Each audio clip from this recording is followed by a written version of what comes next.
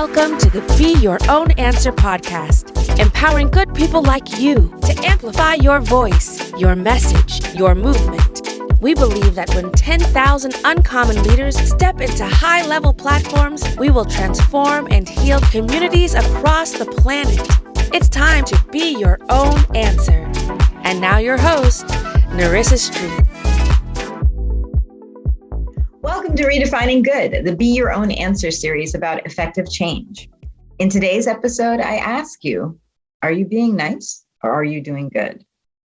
For over 2 decades, I've worked with community organizations and progressive business owners who want to make a positive impact on the world.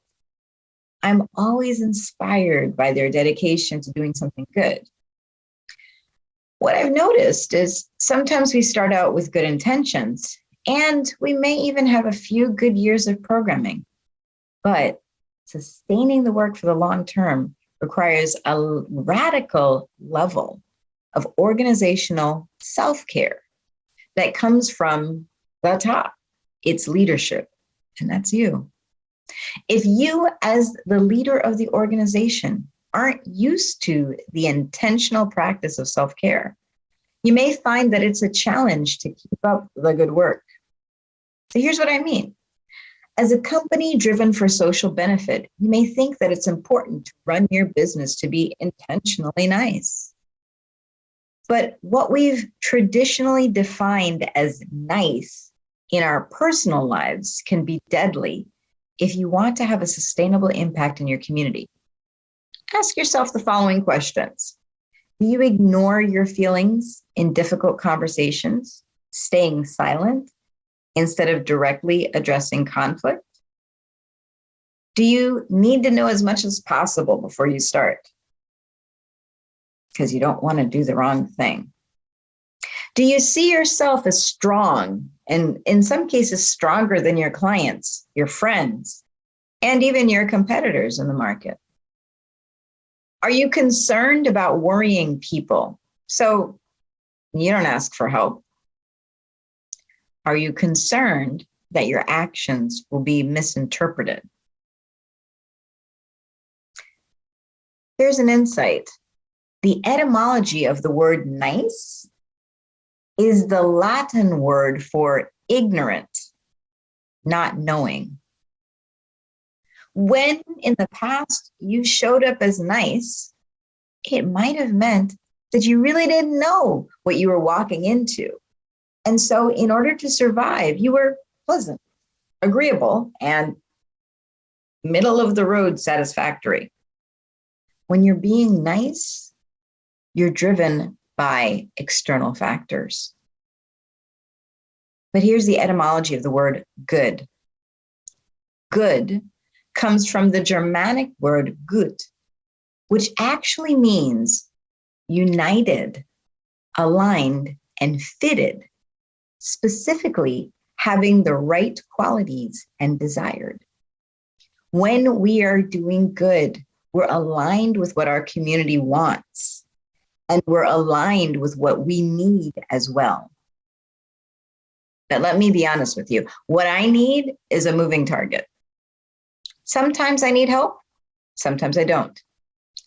That also means I need to stay connected to how I work with others and to be okay with addressing conflict without fear. Conflict does not necessarily mean combat. That definitely means my actions may be misinterpreted. Community engagement and change isn't a one-time transaction. It requires building a relationship. And that means having difficult conversations with the goal of understanding, not winning.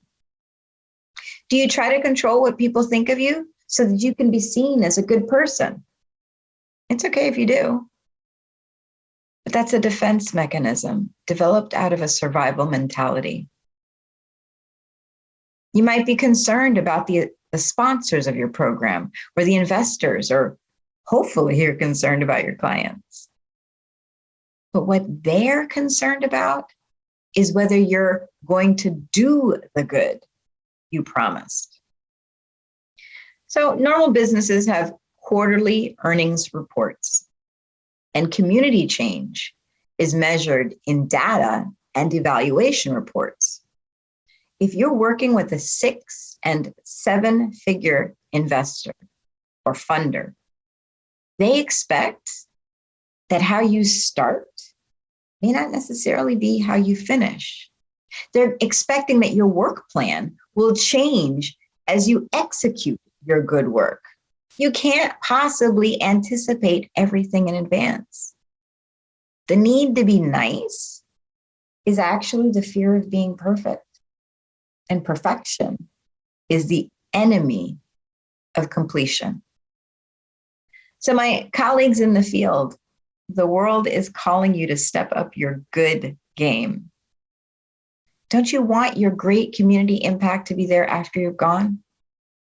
It's time to bring the idea of radical self-care to community leadership, and then to the businesses and organizations we run.